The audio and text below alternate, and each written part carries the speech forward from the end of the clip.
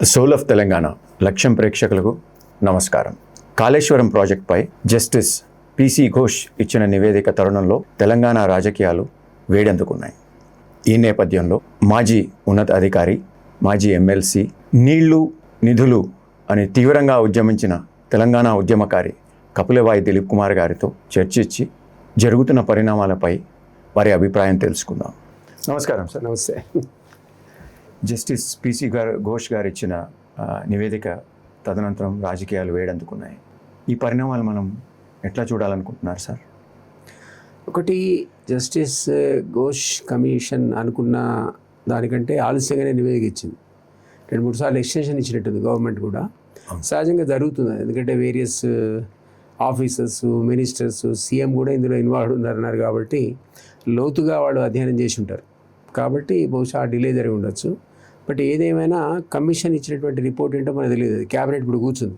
నిన్న 3 సభ్య కమిటీ ఆఫీసర్లది వేస్తే వాళ్ళు కూడా దాన్ని అధ్యయనం చేసి దాన్ని జస్ట్ క్యాబినెట్ ముందు ఉంచినట్టున్నారు. సో ఇప్పుడు క్యాబినెట్ నడుస్తుంది. మనం మాట్లాడుతున్నప్పుడు క్యాబినెట్ దీని మీద చర్చిస్తుంది. బహుశా నేను అనుకుంటా, అంచనా మళ్ళీ ఒక సిట్ అంటూ వేసి ఆ సిట్ కొత్తగా చేసేది ఏమి ఉండదు. బట్ ఎవరెవరైతే దోషులుగా ఇప్పుడు వీళ్ళు నిర్ధారించారో వాళ్ళను ప్రశ్నించి, ఆ ప్రశ్నించే సందర్భంగా వారం రోజులు ఇంట్రాగేషన్ చేసుకుంటూ ఒక కాంక్రీట్ ఎవిడెన్స్ తయారు చేసి దాన్ని ఎఫ్ఐఆర్ కింద నమోదు చేస్తారని అనుకుంటున్నాడు. చేసిన సందర్భంలో కొన్ని అరెస్టులు జరుగుతుండొచ్చు. అది కేసీఆర్ కావచ్చు, హరీష్ కావచ్చు, ఈఎన్సీలు కావచ్చు, ఎవరైనా కావచ్చు, we don't know. Then irrigation సెక్రటరీని కూడా ఇంప్లికేట్ అవుతున్నాడు అని పేపర్లో. అంటే కేసీఆర్ గారు అరెస్టు కేసీఆర్ నేను అనుకుంటున్నాను బహుశా దానికి వైపుగా సిటీ యొక్క investigation to file A charge sheet, to file FIR. ఒక దాని కాంక్రీట్గా ఎఫ్ఐఆర్ చేయండి అయితే మీరు అంటే వారికి సాటిస్ఫాక్టరీగా ఆన్సర్స్ ఇవ్వకపోతేనే అరెస్ట్ చేస్తారు కదా సార్? లేకపోతే ఆన్సర్స్ ఏమి ఇచ్చాడు మరి తెలియదు కదా. అంతా తానే అయ్యాడు, మిగిలిన వాళ్ళంతా తందానే అని పేపర్లో వచ్చింది. మనమైతే ఆ నివేదిక చదవలేదు. సో ఆయన ఏం రాశాడంటే, అందరికంటే ముందు నిర్ణయం తీసుకున్నవాడే అది కేసీఆర్. ఎక్కడ డిజైనింగ్లో కానీ ఇక్కడ నీటి లభ్యత ఉంది లేదు కానీ టెక్నికల్ ఆస్పెక్ట్స్ అనే పరిగణనలోకి తీసుకుంటా ముఖ్యమంత్రి అన్నీ తానే వ్యవహరించాడనే విషయం పేపర్లో వచ్చింది. మనకు తెలియదు కమిషన్ ఏమి నిర్ధారించిందో. మనం పబ్లిక్ డొమైన్లో ఆ కమిషన్ రిపోర్ట్ పెడితే కానీ మనకు అర్థం కాదు. But on the face of it వాళ్ళు ఇచ్చిన లీకులను బట్టి మనం అనుకోవడం ఏంటంటే అదంతా కేసీఆర్ అనేది వాళ్ళు ఒక నిర్ధారణకు వచ్చారు. దాంతోపాటు కొంతమంది ఈఎన్సీలు, ఇరిగేషన్ సెక్రటరీ కూడా ఉన్నాడు, ప్లస్ హరీష్ రావు కూడా అప్పుడు ఇరిగేషన్ మినిస్టర్ ఉన్నాడు కాబట్టి ఫైనాన్స్ మినిస్టర్ కూడా ఉన్నాడని వచ్చింది. నాకు తెలిసి నా అనుభవంతో, అంటే నేను సెంట్రల్లో పనిచేసా, స్టేట్లో పనిచేసా. ఫైనాన్స్ మినిస్టర్కి ఏముంటుంది, ఇరిగేషన్ మినిస్టర్ అంటే ఆయన పాలసీ డెసిషన్ తీసుకోవచ్చు, లేకపోతే తనంతట తానే నిర్ణయం తీసుకోవచ్చు, లేదా ముఖ్యమంత్రి వాళ్ళు. ఇందులో ఒక మేజర్ పాయింట్ ఏంటంటే, అంటే నాకున్న అనుభవంతో, అసలు రాష్ట్రంలో బడ్జెట్ అనేది మీరు ఖర్చు పెట్టాలంటే అది డెఫినెట్లీ అప్రూవ్డ్ బై క్యాబినెట్ ఉండాలి. దానికంటే ముందు అది ఇట్స్ అప్రూవ్డ్ బై అసెంబ్లీ ఉండాలి. అసెంబ్లీ అప్రూవల్ లేకుండా 10 పైసలు కూడా ఖర్చు పెట్టడానికి సిస్టంలో ప్రొవిజన్ లేదు. 10 పైసలు కూడా కంపల్సరీ అసెంబ్లీ అప్రూవల్. అంటే బడ్జెట్ అంటే అదే. ఇప్పుడు రాష్ట్ర బడ్జెట్ మనం పెడుతున్నామంటే ఇరిగేషన్కి ఎంత పెడతాం, రెవెన్యూకి ఎంత పెడతాం, జీతాలకు ఎంత పెడతాం, పెన్షన్లకు ఎంత పెడతాం. సపోజ్ గొర్రెల పెంపకానికి 100 రూపాయలు కేటాయించారు. ఆ 100 రూపాయలే ఆ యానిమల్ హస్బెండరీ ఖర్చు పెట్టాలి తప్ప 110 రూపాయలు పెట్టడానికి మంత్రి గారు ఇష్టం వచ్చినట్టు చేయడానికి లేదు. ఆ 100లో మళ్ళీ సబ్ హెడ్డింగ్స్ కూడా ఉంటాయి. అంటే మీరు ఫీడ్కి ఎంత పెట్టాలి, ఇంకా దేనికి ఎంత పెట్టాలి, వాటి ఇవన్నీ ఉంటాయి అందులో. ఆ సబ్ హెడ్డింగ్లలో కూడా మార్పు తెలుసుకుంటే మీరు అసెంబ్లీ యొక్క అనుమతిని కోరాల్సిందే. సో మేజర్ హెడ్డింగ్లో మొత్తం టోటల్ బడ్జెట్, సబ్ హెడ్డింగ్లో ఏ డిపార్ట్మెంట్కి ఎంత, ఇరిగేషన్కి ఎంత ఇది ఉండాలి. ఈ ఇరిగేషన్కి వాళ్ళు కేటాయించిన దాంట్లో కూడా మీరు కొన్ని ప్రాజెక్ట్స్ని అప్రూవల్ తీసుకోవాలనుకుంటే, సపోజ్ 20,000 crores ఉన్నాయి, 10,000తో మీరు కాళేశ్వరం కట్టదలుచుకున్నారు. ఆ 10,000 ప్రపోజల్ అనేది క్యాబినెట్ ముందుకు పోవాలి. క్యాబినెట్ అప్రూవల్ ఉండదు దానికి. జస్ట్ లైక్ దట్ మీరు యూ కాంట్ స్పెండ్. మరి ఇంత సిస్టమ్ ఉండగా మరి అంతా తానే ఎట్లా వ్యవహరిస్తాడు? తుమ్మల నాగేశ్వరరావు స్టేట్మెంట్ ఉంది, అసలు కాళేశ్వరం సంబంధించిన ప్రతిపాదనలు మా క్యాబినెట్ ముందుకు రాలేదన్నాడు. చాలా ఆశ్చర్యం. అది చాలా ఆశ్చర్యంగా ఉంది. అంటే 1,00,000 కోట్ల పెట్టుబడితో నిర్మించిన ప్రాజెక్టుకి క్యాబినెట్ అనుమతి లేదంటే మరి బడ్జెట్ అనుమతి ఉందా? బడ్జెట్ ఉండాలి కదా. బడ్జెట్ అసెంబ్లీ అప్రూవ్ చేసి ఉండాలి, ఆ బడ్జెట్ క్యాబినెట్ ఆమోదం చేయాలి. ఈ దాన్ని బట్టి మీరు ఎస్టిమేట్ తయారు చేసుకొని, మీకు 10,000 కోట్లు కేటాయించింది అనుకోండి క్యాబినెట్, మీరు ఆ 10,000 ఎక్కడ గుంట తవ్వుతావు, ఎక్కడ డ్యామ్ కడతావు, ఎక్కడ పైపులు వేస్తావు అనేది వారి ఇష్టం వచ్చినట్టు తనాషాయి జరిగింది మరి అని. ఎట్లా జరుగుతుంది? 1,00,000 కోట్ల రూపాయలు క్యాబినెట్ ముందు రాకుండా, అసెంబ్లీ ముందు రాకుండా ఎట్లా నిర్ణయం తీసుకుంటాడు? తీసుకుంటే అది గ్రాస్ అండ్ నెగ్లిజెన్స్ తోటి, అది కాకుండా ఇర్రెగ్యులారిటీ, గ్రేవ్ ఇర్రెగ్యులారిటీ. ఆ ఇర్రెగ్యులారిటీకి మరి ఆ అవకతవకలకు డెఫినెట్గా పనిష్మెంట్ ఆయన అనుభవించాల్సిందే. ఎందుకంటే బడ్జెట్ అనేది నేను చెప్పినట్టు అంత స్ట్రిక్ట్ ఉంటుంది. సో అట్లాంటి బడ్జెట్లో అంత సిస్టమ్ ఉన్నప్పుడు దాన్ని కాదని ఏ విధంగా ముఖ్యమంత్రి నిర్ణయాలు తీసుకువెళ్తాడు, ఏ విధంగా ఇరిగేషన్ మంత్రి తీసుకువెళ్తాడు, అసలు మీరు ఏ విధమైన క్యాబినెట్కే రాకుండా ఆ ప్రాజెక్ట్ ఎట్లా అప్రూవల్ వచ్చింది అనేది it's $1 million question. I don't know, I want to see that actually. Sir ఇంకోటి అందరి మధ్యలో మెదలేదు ఏంటంటే, ఎక్కువ బయట జరిగే చర్చ, మీరు 40 ఏళ్ళు అడ్మినిస్ట్రేషన్లో పనిచేశారు, డైరెక్ట్లీ ఇండైరెక్ట్లీ. రాజకీయ నాయకులను అడిగితే అది మీ రాజకీయ ప్రక్రియ, మేము నిర్ణయం తీసుకున్నాం, కాళేశ్వరం ప్రజల ఇష్టానే చేసామంటారు. టెక్నికల్ స్టాఫ్ని అడిగితేనేమో రాజకీయ నాయకులు ఆర్డర్ ఇచ్చారు, చేసాము, డెసిషను మేము తప్పదు చేయాలంటారు. అడ్మినిస్ట్రేషన్ ఆఫీసర్లు మీలాంటి పెద్ద ఆఫీసర్లను అడిగితే వాళ్ళు అంటారు మేము రూల్స్ అన్నీ ఫాలో అయ్యి అప్రూవల్ చేసాం. సార్ బయట కామన్ మ్యాన్ దీన్ని ఎట్లా అర్థం చేసుకోవాలి సార్? ఒకటి నేను ఏమంటున్నా అంటే, నేను ఇంతకుముందు చెప్పింది అంటే మీరు ప్రొసీజర్ గురించి చెప్పాను మీకు. ప్రొసీజర్ మీరు ఇక్కడ ఫాలో కాలేదు. ఫాలో కాకుండా సీఎం ఏమనుకున్నాడో అది చేశారు. అది definitely it leads to some kind of punishment. మీరు దానికి బాధ్యులే. అది ఏ విధమైన పనిష్మెంట్ మీకు ఇస్తారో మనకు తెలియదు. ఎందుకంటే ఇందులో కరప్షన్ గురించి ఉందా లేదా? సపోజ్ 40,000 crores ఎక్స్పెండిచర్ కావాల్సి ఉండగా దాన్ని 1 lakh crores పెంచారు, అంచనాలు పెంచారు అనే విషయాన్ని ఎవరు మన అది క్యాబినెట్ మినిస్టర్ ఆమోదం లేకుండా, అసెంబ్లీలో ఆమోదం లేకుండా అంచనాలు రివైజ్ చేశారన్నాడు. రివైజ్ చేసినప్పుడు క్యాబినెట్ ముందుకు వచ్చిందట. తుమ్మరాజు చెప్పడం ఏంటంటే, ఒరిజినల్ ప్రాజెక్ట్ రాలేదు, బట్ అంచనాలు రివైజ్ అయినప్పుడు మా దగ్గరికి వచ్చింది అన్నాడు. అప్పుడు వచ్చిందట, అంతకుముందు రాలే. అంటే డ్రాఫ్ట్ ప్రపోజల్ కానీ, లేకపోతే ప్రాజెక్ట్ డిపిఆర్ కానీ ఏది కూడా క్యాబినెట్ అప్రూవల్ కానీ బడ్జెట్ కేటాయింపులు కానీ ముందు లేదు. ఆ తర్వాత వాళ్ళు ఎక్కడెక్కడి నుంచి తెచ్చారు, దానికి రకరకాల కన్సార్షియం నుంచి, బ్యాంకుల నుంచి తెచ్చుకున్నారు, రకరకాల ఏజెన్సీ నుంచి అప్పులు రేజ్ చేశారు, కొన్ని కార్పొరేషన్లు పెట్టారు, కార్పొరేషన్ ద్వారా డబ్బులు తెచ్చుకున్నారు, ఏదో విధంగా 1,00,000 కోట్లు అయితే పులప్ చేశారు. దానికి ఖర్చు పెట్టారు కూడా. ఈ ఖర్చు పెట్టడంలో 40,000 కోట్లు మించి పెట్టడానికి వీల్లేదని ఉత్తమ్ కుమార్ రెడ్డి అన్నాడు. ఆ 40ని 1,00,000కి తీసుకొచ్చారన్నాడు. అంటే దాని అర్థం 60,000 కోట్ల అవినీతి జరిగిందనట్టే కదా. సో ఇదేమిటి అనేది మనకు అందులో కమిషన్లో ఉందేమో. అంటే ఇంత పెద్ద ఆఫీసర్లు కూడా మొన్న రైడ్ చేస్తే వేల కొద్ది ఆయనకు పాపం దొరికే అసెట్స్. సో వీళ్ళందరూ కూడా పంచుకొని ఉంటారు, తలా ఇంత తిని ఉంటారు. సో ఇలా పాపం తలా తీసుకున్నారో తెలియదు. సో ఇది మనకు అందులో వాళ్ళ అవినీతి గురించి మాట్లాడారా, లేకపోతే ఓన్లీ టెక్నికల్ నుంచి మాట్లాడారా, ఏ విధంగా ఎవరిని బాధ్యులు చేశారో ఘోష్ గారి కమిషన్ పబ్లిక్ డొమైన్లో పెడితే తప్ప మనకు పబ్లిక్ రిలీజ్ చేస్తే తప్ప మనకు అర్థం కాదు. Number 1 aspect. ఇంకొక అబ్జర్వేషన్ ఏంటంటే, కామన్ మ్యాన్ ఎట్లా అర్థం చేసుకోవాలంటే, కామన్ మ్యాన్ ఏం తెలుస్తుంది పాపం, ప్రభుత్వం అది కాదండి సార్. ఇంత మా మీద భారం వేస్తే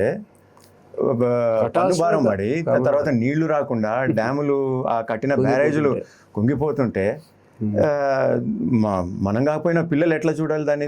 దాని పరిణామాలు ఎట్లుంటాయి? అది కుంగిపోవడం అన్నదే ఇదంతా రాద్ధాంతాన్ని దారితీసింది. అది కుంగిపోకపోతే అసలు ఈ చర్చ ఉండేది కాదు, దాని మీద కమిషన్ ఉండేది కాదు. అది కుంగిపోవడం వల్ల అది డ్యామ్ సేఫ్టీ అథారిటీ కూడా ప్రిలిమినరీ ఎంక్వైరీలో వాళ్ళు ఏం తేల్చారంటే, టెక్నికల్ ఆస్పెక్ట్స్ అనేది సరి అయిన పద్ధతిలో పరిగణలోకి తీసుకోలేదు, బాధ్యతారాహిత్యంగా వ్యవహరించారు. కాబట్టి ఈ డ్యామ్ కుంగింది. ఇది రేపొద్దున వేరే కూడా కుంగచ్చు. కాబట్టి దీంట్లో లిఫ్ట్ మీరు చేయొద్దు, మీరు ఏ విధంగా దీన్ని వాడుకోవాలి అని అన్నాడు. డ్యామ్ సేఫ్టీ అథారిటీ చెప్పిపోయింది. ఆ కారణం చేత వాళ్ళు లిఫ్ట్ కూడా చేయడానికి భయపడ్డారు. ఇది ఇంకెక్కడ మెడిగడ్డే కాకుండా ఇంకెక్కడ గుంగుతుంది అని ఆ పాసిబిలిటీ ఉండేది, మనకు తెలియదు. డ్యామ్ సేఫ్టీ నిపుణులు తెలిసిన సంగతి అది. ఇది డ్యామ్ సేఫ్టీని పరిగణలోకి తీసుకోలేదు వాళ్ళు. టెక్నికల్ అంశాలు చాలా ల్యాప్సెస్ ఉన్నాయన్నారు, నిర్వహణ లోపాలు ఉన్నాయి, అసలు కట్టడంలోనే లోపాలు ఉన్నాయి అనేటువంటి విషయాలు వాళ్ళు తెరిచారు. ఇవన్నీ ఏమిటి అన్నది ఆ కమిషన్ రిపోర్ట్లో మనకు తెలియాలి. నెంబర్ 1. నెంబర్ 2, నేను ఏమంటున్నానంటే, ఈ దేశంలో అన్ఫార్చునేట్గా ఎంత పెద్ద స్కామరా కానీ ఏమవుద్ది, కొన్ని రోజులు గడబడవుతుంది. ఆ తర్వాత మీరు అన్నట్టు ఒకళ్ళు 2 అరెస్టులు అవుతాయి. ఈ అరెస్ట్ అయినట్టు పోతాడు, అరెస్ట్ అయినా కోర్టుకు పోతాడు. కోర్టుకు పోతే ఇప్పుడు కేజ్రీవాల్ బయటకు వచ్చాడు. అంతకుముందు 1.5 year ఉన్న మనీష్ సిసోడియా బయటకు వచ్చాడు. మన అక్క బయటకు వచ్చింది 4-5 నెలల నుండి, ఎవరు, కవిత. సో ఎవరైనా కూడా ఇనిషియల్గా ఒక పెద్ద ఆర్భాటం, గందరగోళం మనం చర్చించుకోవడానికి మసాలా తప్ప, ఆ 2-6 నెలల తర్వాత మళ్ళీ బెయిలు, కొన్ని రోజులు జైలు, ఆ తర్వాత బెయిలు. ఆ బెయిల్ జైలు పోయి వచ్చినాడంట ముఖ్యమంత్రి అవుతున్నాడు. ముఖ్యమంత్రి అవుతున్నాడంట. అదొక అడ్వాంటేజ్. ఎవడు జైలు పోతాడు మళ్ళీ ముఖ్యమంత్రి ముఖ్యమంత్రి అవుతాడు. ఇంకోటి గతంలో మనం చూస్తే ఎస్కేప్ అవుతారని నేను అన్నాను. లాలు ఉన్నాడు, దానా స్కామ్లో ఇరుక్కున్నాడు, ఎంక్వైరీలు అయ్యి ఆయన బెయిల్లో ఉండి మళ్ళీ ముఖ్యమంత్రి అయ్యో, కొడుకయ్యో, అదేయో, డిప్యూటీ సీఎం అయ్యో, రాజకీయం నుంచి అయితే ఆయన పోలేదు. ఆఖరికి అరెస్ట్ ఎవరికల్లా ఆయన అసలు యాక్చువల్లీ కాంటాక్ట్ చేయమంటే కూడా చేసి ఓపిక కూడా ఆడాడు. సుఖ్రామ్ అని మన కంట్రీలో అసలు మొదటి టెలి స్కామ్లో ఆయన ఇన్వాల్వ్మెంట్ ఉందని ఆయన అరెస్ట్ చేశారు. చేస్తే పాపం ఆయన్ని అంతా ప్రూవ్ అయ్యి సుప్రీంకోర్టు పోయి చివరికి శిక్ష పడేవరకు ఆయన 92 ఏళ్ళు. ఆ 92 ఏళ్ళకి ఆయన ఇట్లా 6 నెలలు లోపలికి తీసుకెళ్లారో లేదో హార్ట్ అటాక్ వచ్చి చనిపోయాడు. సో మరి ఐ డోంట్ నో ఈ సిస్టంలో ఎట్లా డిజనరేట్ అయిపోయిందంటే, ఒకటి డిలే తర్వాత మీరు ఆ విషయం ఆయనకు పనిష్మెంట్ వచ్చే వరకు మీరు సుగ్రామ్ను మర్చిపోతారు, ఆ స్కామ్ను కూడా మర్చిపోతారు. ఇది ఈ సిస్టంలో ఉన్నటువంటి ఒక లోపం. So I don't know what happens ultimately. ఉన్న పరిస్థితులు సార్, ఇప్పుడున్న పరిస్థితి కూడా అదే జరుగుతుంది. మీరు ఒక దృఢమైన తెలంగాణ వాది, తెలంగాణ ఉద్యమకారి. ఇప్పుడు ఈ జరుగుతున్న పరిణామాలపై ప్రభుత్వం ఎటువంటి వైఖరి తీసుకుంటే మన తెలంగాణ ప్రజలకి మంచి జరగవచ్చని మీరు అనుకుంటున్నారు? ఒక్కటి మీరు అనేది కరెక్ట్. ఏంటంటే ఇవన్నీ డిటరెంట్గా పనిచేస్తాయి. డిటరెంట్గా అంటే మళ్ళీ నెక్స్ట్ అవతల వాడు చేయకుండా ఆ ఇంపాక్ట్ అయితే ఉంటుంది. అరే ఇట్లా చేస్తే మనం జైలు పోవాల్సి వస్తుంది. గతంలో మనం గాలి జనార్దన్ రెడ్డి కేసులో బయటకు వచ్చారు, అందరు బెయిల్లో ఉన్నారు, నడుస్తున్నాయి కేసులు. సరే మళ్ళీ అధికారంలోకి రాలేకపోయారు, అది వేరే విషయం. మంత్రులు కూడా చేశారు, ఆయన కూడా తమ్ముడు కూడా మంత్రిగా ఉన్నాడు. వాళ్ళు చాలా పెద్ద ఎత్తున అక్రమాలు జరిగినాయని మనం ఓబులాపురం మైనింగ్ కేసులో అప్పుడు మంత్రులు చెప్పినట్టుగా విన్నటువంటి ఆఫీసర్లు జైలు పోవడం కూడా చూసాం మనం. అందులో ఒకళ్ళిద్దరు నిజాయితీ పోలేని అధికారులు మనం చూసాం కదా. వాళ్ళు పాపం ఆచార్య గారు, BP Acharya, known for his honesty. ఆయన కూడా మంత్రి చెప్పాడని, సీఎం చెప్పాడని సంతకాలు పెట్టి జైలు పోయాడు. సార్ అంత పెద్ద అధికారి ఎట్లా చెప్తారు సార్? నేనేమంటానండి, మంత్రి గారు చెప్పారని సైన్ చేయమంటే చెప్తున్నా. ఇవన్నీ కూడా డిటరెంట్. అంటే నెక్స్ట్ ఉండే అధికారి ఆ రకంగా చేయకుండా ఉండడానికి, నెక్స్ట్ వచ్చే మంత్రి ఆ రకంగా చేయకుండా ఉండడానికి ఇది ఒక డిటరెంట్ లా పని చేస్తాయి. ఆ మాత్రం ఝలక్ కూడా సరిపోద్ది పబ్లిక్ లైఫ్లో. ఒకసారి మీరు అరెస్ట్ చేసి 3-4 నెలలు జైలు పోయిస్తే వామ్మో లిక్కర్ స్కామ్ అనేటువంటి పరిస్థితి వస్తుంది. సో అది చాలు డెమోక్రసీకి. ఆ విధమైన జలక్స్ అన్న వస్తే నెక్స్ట్ వచ్చేవాడు జాగ్రత్తగా, అధికారి జాగ్రత్తగా, ఎమ్మెల్యే జాగ్రత్తగా ఉంటాడు, మంత్రి జాగ్రత్తగా ఉంటాడు. అరే బాబు ఇష్టం చేస్తే రావాలి దగ్గర జైలు పోవాల్సి వస్తున్న పరిస్థితి వస్తుంది. మన యునైటెడ్ ఆంధ్రప్రదేశ్లో జైలు పోయిన అధికారుల గురించి చూసాం, మంత్రుల గురించి చూసాం. అక్కడ ఢిల్లీలో కూడా కొందరు మంత్రులు జైలు పోయిన పరిస్థితి. వీళ్ళందరూ ఆ మంత్రులే కాదు, అంతకుముందు మీకు ఖేల్గామ్ లోపల వరల్డ్ స్పోర్ట్స్ అయినప్పుడు వాళ్ళందరూ పోయారు కదా జైలు పోయి. అప్పుడు కాంగ్రెస్ నాయకులు వీళ్ళందరూ కూడా. సో ఈవెన్ మీరు అన్నటువంటి మారన్ జైలు పోయాడు.